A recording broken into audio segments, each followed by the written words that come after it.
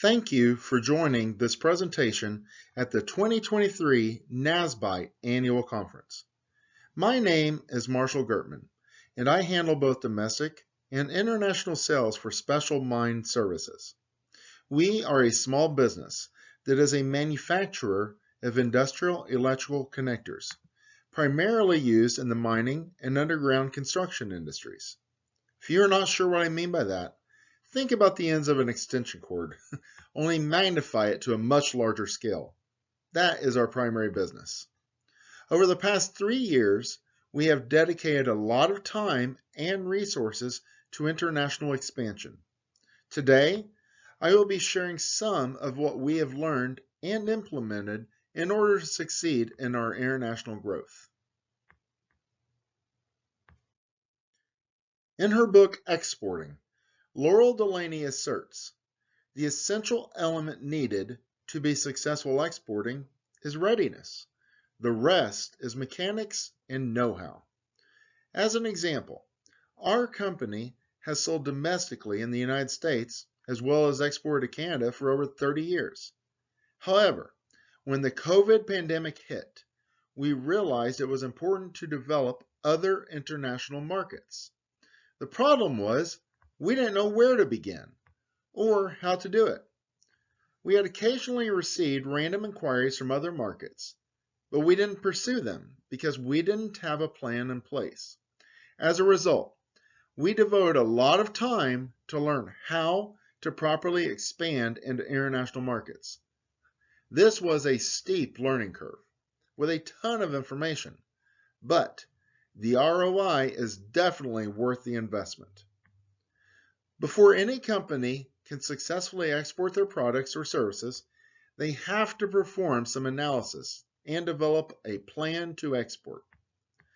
As I indicated previously, our company didn't know much of this information. I relied heavily on various resources, such as those made available by NASBITE, to learn how to successfully expand our international presence. Some of this information may be familiar to those of you watching, but I hope to expand on the materials some of you may already be aware of to demonstrate how we implemented the subject matter into actionable results. On the other hand, there may be some of you who have no idea where to begin. Don't worry, I was in the same boat only a few short years ago. So the goal of this presentation is to provide an introduction to how to determine the export potential of your product or service, how to assess the export readiness of your company, and how to develop an export plan. In his book, The Global Entrepreneur, James Foley wrote, virtually every product and service can be traded. The question then is if your product or service is ready to be exported. To answer that, there are a few things to look at. First, if your product or service is successful in the domestic market, there is a good chance it will be successful in the international markets as well. It can often be assumed the demand for your product is directly related to the economic developments of your target markets. Your export success, however, will be determined by your marketing approach, as it is specifically tailored to other markets. Each market is different, and they should be treated differently by adapting to the local cultures. The electrical connectors our company manufactures has somewhat of a universal demand based on the application for both above ground and underground mining operations, along with other sectors. Since this type of product is used in the United States and Canada, we are sure there was a market in other countries as well. The second one is to assess the international sales of your competitors. Now, this may be a bit more difficult to determine, but it is not impossible. Through various statistical trade analysis tools, such as Descartes Datamine, Peers, and UN Comtrade, among others, you can get a general assessment of your competitors' export successes. Several of these tools analyze bill of lading information, providing you with the exporter and importer information, along with the products and quantities. Think export detective work. For us, we knew who our major competitors were in the markets that we were operating in. So we focused our research on those competitors specifically. What we found is one of them has a large international footprint in most of our target markets. We also learned there are several local competitors in each market as well. Third is to identify important features of your product and service. If your product or service is difficult to duplicate in foreign markets, there's a good chance it will succeed in those markets. In other words, the unique features of your product or service may actually increase its demand due to limited competition. Number 4 is to determine if your sales are declining in the United States. Now, this may seem a bit counterintuitive, but if sales are declining in the domestic market, there may be a potential to introduce it in foreign markets. This is due to the life cycle of the product. Each product or service has a 4-stage life cycle. The first stage is introduction or development. This stage requires a lot of resources and time, so sales are typically low during this phase. Next is the growth stage. Excitement for the new product grows, which leads to an increase in market demand, which in turn leads to increased sales. Next is maturity. Often during this phase, the newness of the product or service wears off. The market sometimes becomes crowded with similar product or service offerings, and sales often plateau during this phase. Finally is the decline stage. If competitors offer better products or the need for the product diminishes, the market declines along with sales. In regards to export potential, however, if a product reaches the maturity phase of the life cycle domestically, this actually validates the demand for the product or service in the market. It is at this phase the company can then introduce it to new markets and start the product life cycle there. In other words, as a product is in maturity or decline in one market, it may be an introduction or growth in another market. For our company, we are heavily tied to the mining industry. As mining has been declining in the United States due to shutdowns of various mining operations such as coal, it has been growing in other global markets, primarily due to the production of critical minerals, which are necessary for the development of battery-powered vehicles and infrastructure. Following this model, we introduced our products in the mid-1980s. Then, our products experienced the growth phase and maintained maturity phase in the United States for about 30 years. As they transitioned to decline, we have introduced them to new markets over the past 3 years. So we are now starting to see their growth in those markets. Interestingly, we're also seeing a revitalization of our products in the United States, as domestic mining for critical minerals is expanding in our country. This could potentially put us back in the growth or maturity stage in the United States. Now that you've determined your product or service has potential in international markets, you need to determine if your company is ready to take the ride of international trade. Developing a successful international expansion program takes time and resources. Is your company committed to developing what it takes? For us, we began our journey of international expansion with the mindset that we wouldn't expect substantial results for 3 to 5 years. This is based on the time it takes to establish and develop a distribution network, to include introducing our brand to the market and proving its applicability and advantages over competitors. Next factor to look at is increased competitiveness. As your company begins international expansion, you will learn new insights on ways to do business and potentially improve your product or service, thereby improving your competitiveness on the global stage. There's also an improved return on investment. By selling in multiple markets, it provides a form of hedge against market volatility. We experienced this during the COVID pandemic. The domestic slowdown due to the pandemic caused us to seriously look at other markets. Now that we have distribution networks established in multiple markets, this is a built-in security blanket. If one market experiences a financial decline, other markets can help sustain the company until that market recovers. Finally is increased capabilities. By receiving feedback from various markets, this inevitably leads to product or service improvements, along with personnel development. This has been our experience, particularly in Latin America. We have used feedback that we received from Colombia and Peru particularly in regards to the effect of UV radiation on our products. We then used that as a marketing strategy as we expanded into other markets such as Brazil and Chile. Now that you have decided the journey of international expansion is worth the effort, there are some factors to consider. A few internal considerations are having a global mindset. This is required for successful international operations. Like riding a roller coaster, international trade involves ups and downs, highs and lows. I can't understate the need for management commitment. Total commitment by senior management is the most important factor that determines success or failure of international expansion. Unfortunately, for many companies, there are greater challenges internally getting management to share the vision than there are externally. Unless management is bought in, international expansion will suffer. However, once management has fully committed, company resources are often allocated to support international growth. For us, the commitment by our senior management has been crucial to grow internationally. When our company decided to expand into other markets, the understood mentality was this was a new priority.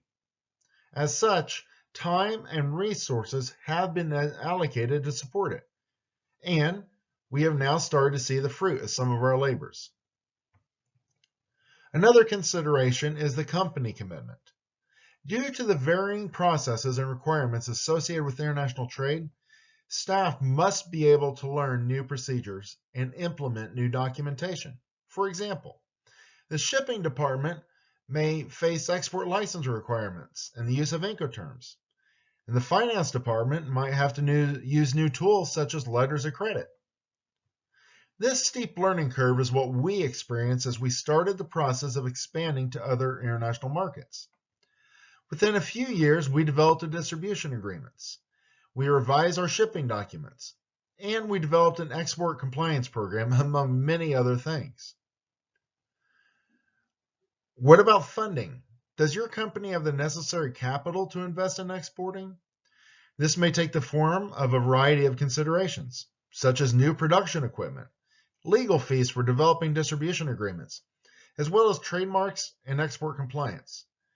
To try to expand internationally without the required capital will inevitably lead to increased challenges, if not complete failure.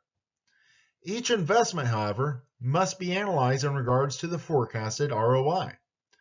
For us, we have had legal fees associated with developing distribution agreements, both with our firm in the United States as well as firms in local markets to review those agreements. We have also invested in various trade missions and matchmaking opportunities to find distributors in our target markets. Additionally, we have invested in intellectual property protection by seeking to trademark our product name in several markets. This is a slow process and is still underway. And I will say that we have faced some challenges with our trademark process, as some countries have denied it.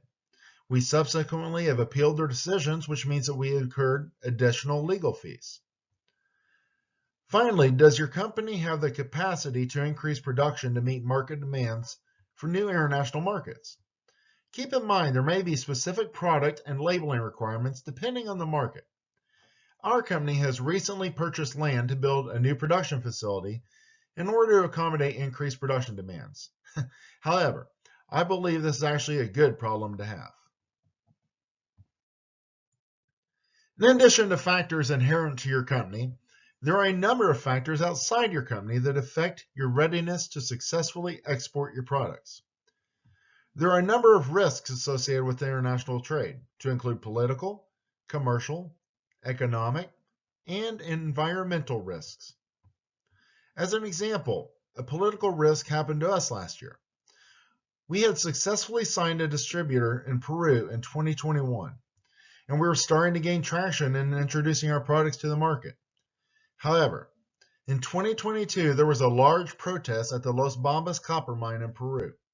There were so many protesters on site, the mining company was forced to halt operations.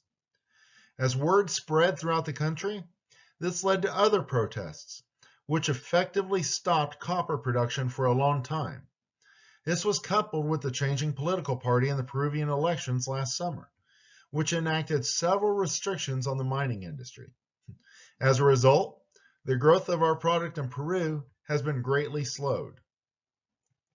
Other factors to consider are if you need a license to export your product, whether you have to modify your product to comply with local laws and regulations, and if you have to license your product in the target market. Now that we have discussed some of the items that you need in order to successfully export, let's mention a few things that your company does not necessarily need in order to be successful. In The Global Entrepreneur by James Foley, he details 3 common misperceptions about perceived barriers to international expansion. The first one is international expertise. It is actually more important for the members of a company to have product and industry expertise than it is for international expertise. For the most part, international knowledge can be learned, but passion for your product and company can't. The second one is foreign language. While it is an advantage to speak the language of the target market, this is not often required. English is widely accepted as the language of international business. So for English speakers, they can often conduct basic international business transactions without too much difficulty. Additionally, there are several language tools, such as Google Translate, that can greatly assist with language barriers, thereby diminishing their effects.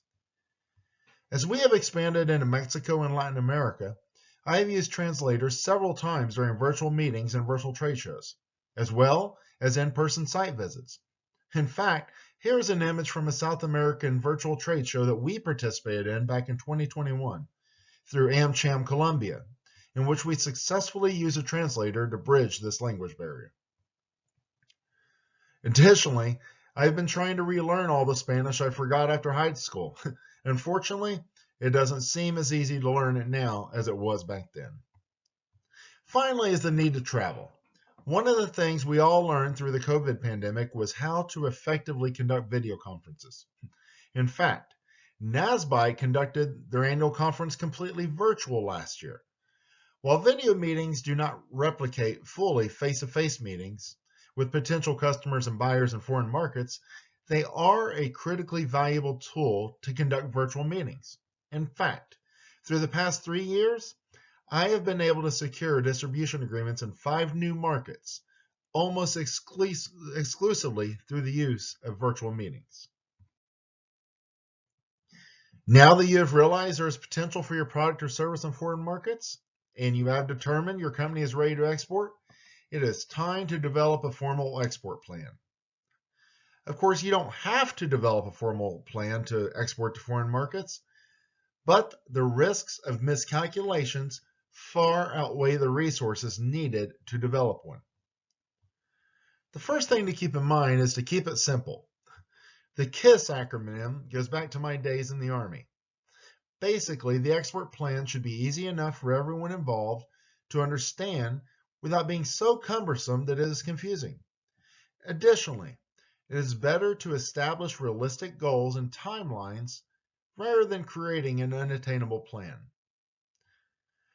It is also important to realize the export plan is a living, breathing, working document.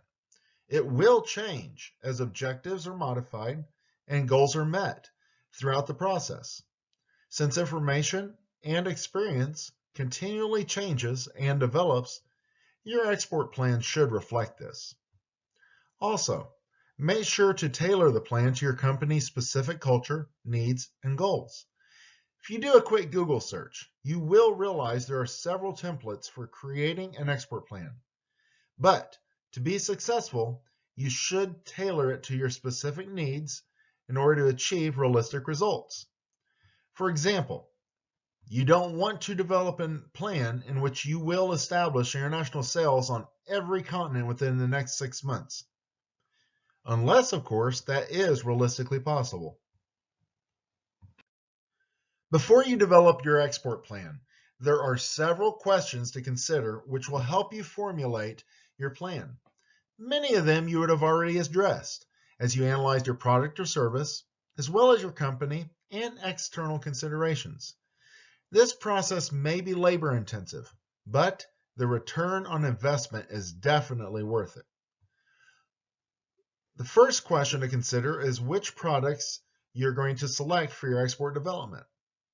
For our company, we have a pretty large product catalog, so we strategically selected only a few product lines to develop our international expansion.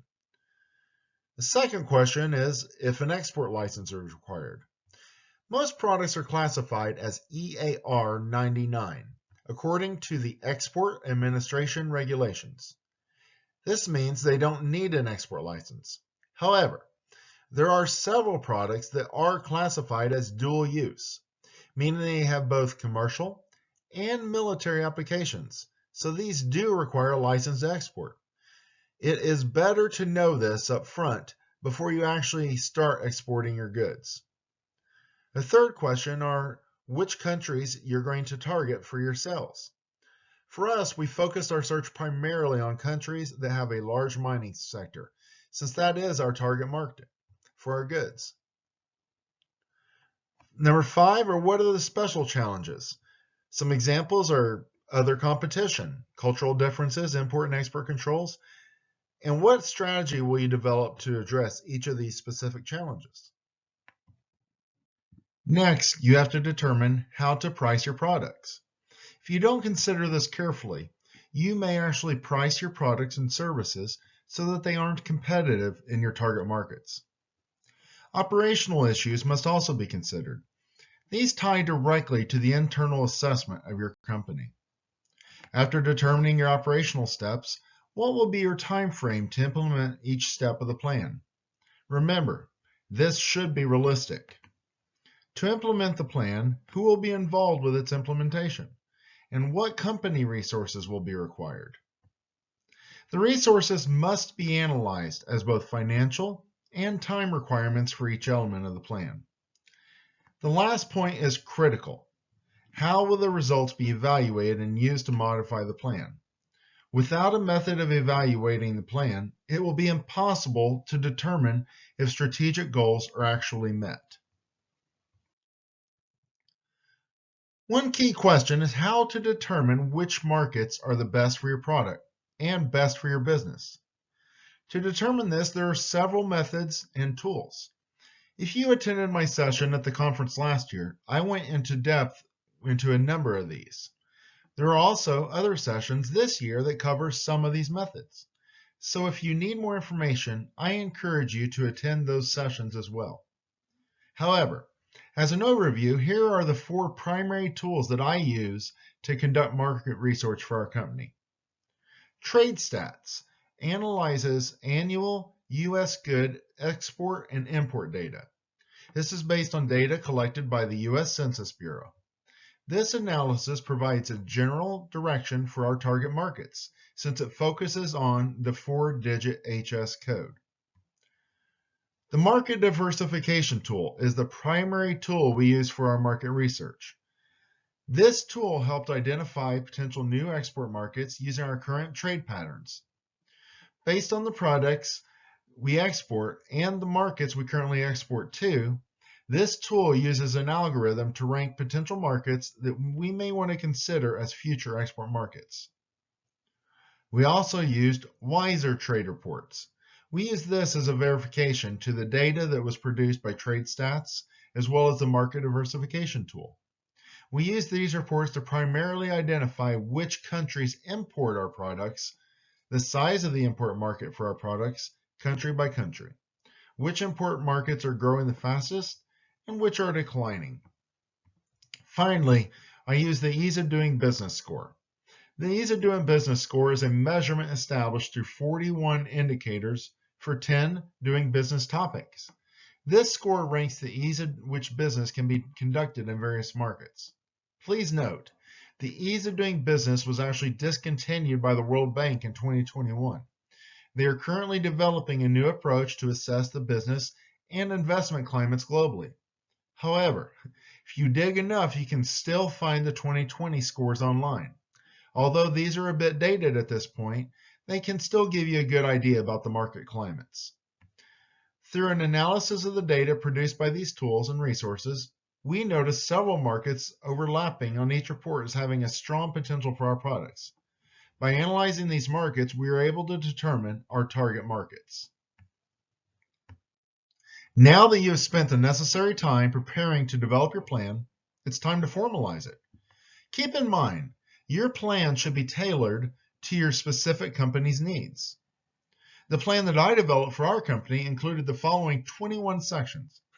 Now, while this may seem like a lot, some of the sections were actually rather short, so our entire export plan was only 4 pages in total. This helped it to be easily understood and direct, along with manageable and attainable. The first element is to provide a company introduction. This should be a general overview of your company's history and products, along with what makes it suitable for international expansion. Next is to define quantifiable goals with timelines. Then, how will you fund your export operations? Will you use existing capital or reallocate funds from internal sources? Will you raise capital from outside sources or take advantage of various grant programs, such as the STEP grants offered by the Small Business Administration? Our company has been the benefactor of a number of STEP grant reimbursements through our State Office of Trade and Investment. What about non-financial resources? Networking among trade professionals, such as those at NASBITE, as well as various training opportunities. Remember, knowledge is power. What about current trends and practices? Analyze your current industry. Start with your domestic trends and then expand to global trends, particularly among your target markets. For example, our company focused on the mining sector to include critical minerals mining, as well as the protests in Peru. Then, how much capacity does your company have to increase production in order to meet global demands? Do you need to redesign or reallocate production facilities? Do you need to expand and possibly build on? Also, companies need to consider their supply chain. Our company has had difficulties and challenges with this over the past few years. This has proven to be somewhat problematic. Specifically, some of the bronze castings that are used in several of our products have been difficult to get from our foundries in a timely manner. This has increased our production lead time, which then increases the order lead time until our customer receives the fulfillment of their orders. This has led us to add additional suppliers as well as change material suppliers completely in some cases. Next is to look at your target markets. What are the markets that will provide the best bang for your buck? Again, there are other sessions at this conference that cover the market analysis, so I'm not going to go into the weeds with it here. I will say, however, there are numerous resources available to analyze market potential for your products to determine your best markets. Next, what risks will you realistically face when you expand international? Will you face financial risks for non-payment, political risks, environmental risks? Also, how will you minimize the risks that you have identified? What method of payment will you accept? Will you use cash in advance, such as credit cards or wire transfer? Will you establish credit terms? If so, what length of term? Or will you use tools such as letters of credit? Then, what are your return policies? Ideally, these should be specified in your company's standard terms and conditions. However, they may be different for international sales transactions. What about shipping? What method of shipping will you use? Remember to use and define your Incoterms. Will you use a freight forwarder? And if so, who? Please note, you may have more than one freight forwarder depending on the markets you're expanding to. Then, does your product require an export license under the Export Administration Regulations? Remember, most products are EAR 99, but there are some dual-use items that may require a license.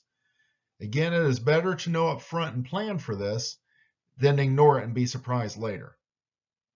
Next, does your product require a health certificate? Some markets, such as the European Union, may require this, while others do not. Again, you have to do your research and plan for this before you export to those markets. Otherwise, your goods may get delayed in customs or completely rejected. What language will you use for your documentation? Typically, English is recognized as a universal business language. What laws will govern international transactions? This is typically spelled out in your distribution or agent agreements. Also, be aware that various markets may require different certifications. For example, our products have been CSA certified and UL listed for over 30 years, but when we began exporting into Colombia, we had to obtain a readiness certification. Also, now that we are looking to export our goods into Europe, we're currently undergoing certification for the CE and UKCA marks.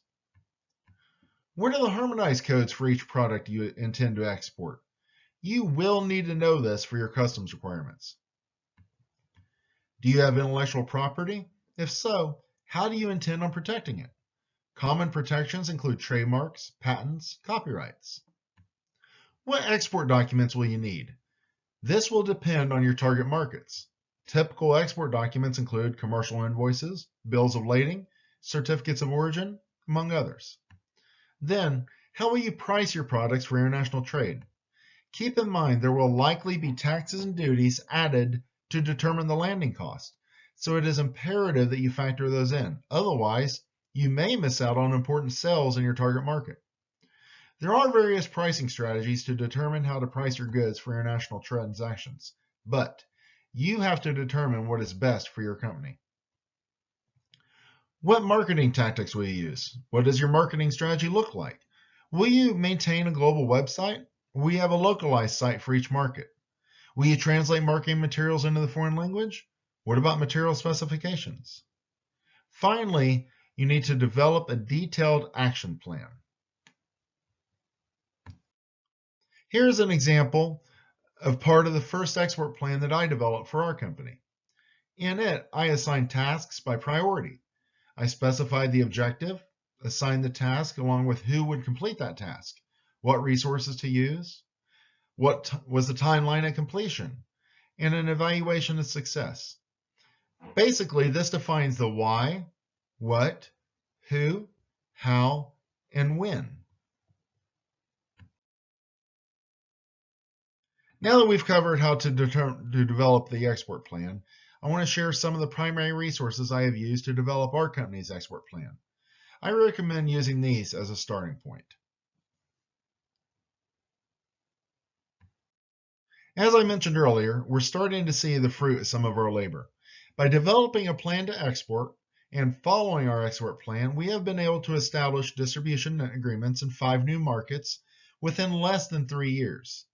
Now, we have modified our export plan with new objectives, goals, and timelines to focus on expansion into new markets, namely Europe, Australia, and Africa.